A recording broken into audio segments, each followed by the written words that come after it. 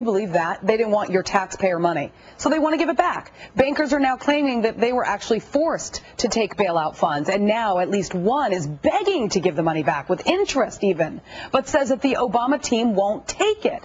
So does this mean the government is intentionally trying to control the banking industry? Let's ask Pennsylvania Congressman Joe Sestak, a Democrat and vice chairman of the House Small Business Committee, and Louisiana Congressman Charles Boustany, a Republican and member of the House Ways and Means Committee. Thank you, gentlemen, for talking to us.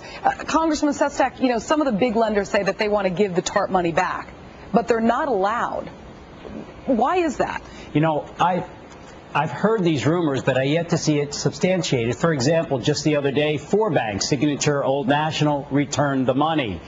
It's also interesting that I know that when we lent the money to these banks, that the spread between the LIBOR rate, overnight lending among banks, and the Treasury was about 5%. Today it's down to 1%, which means banks are beginning to be able to get credit more easily. So I actually think it's a healthy sign they want to give it back, and they can. Do I think at times the government may jawbone a bit and say, look, it's great to have you keep it because more credit is out there? Absolutely. But we've already seen 4 banks do it, so I don't see any reason why others cannot. Congressman Boustany, I mean, others say that they weren't allowed to refuse money in the first place. I mean, is that healthy? Is the Obama administration trying to take control of the banks? Is that a healthy thing to do? Well, many of the banks have been pushed into taking this money, and many of them did not need the money or want the money. Let me emphasize that we have community banks across the country that are very, very solid, doing very well. And in fact, one of the banks in my district, in my hometown, as a matter of fact, Iberia Bank, recently gave the money back because they were concerned about the strings attached with this money and the increasing intrusiveness of the federal government.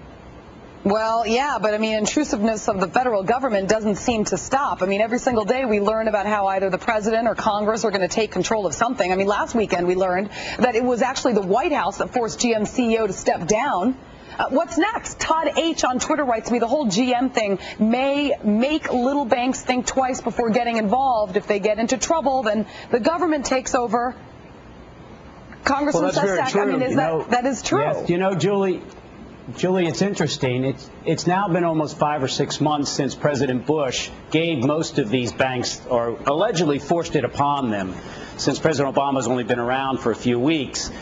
And it's interesting, you know, the 522 banks that took it, it's only now that there's rumors that banks were forced to take it. You would have think if there was some conspiracy, we would have heard about it before now. Oh, by the way, of the 420 or 25 banks that took money that was less than $300 million, none of them, by law, are under any executive compensation restrictions. Now, it did say that they couldn't pay out more in dividends than they were already doing, but it seemed to make sense at the time when we were trying to put capital into the market. All right, Congressman Boustany, I want to give you the final word before I let in about 15 seconds. Well, let me say, first of all, what we need is clarity as to what the Obama administration is proposing now. This TARP program has evolved into all kinds of different separate programs, and we need an exit strategy. We need an exit strategy to get the taxpayer out of the banking system. All right, Congressman, thank you to both of you. We'll be right back.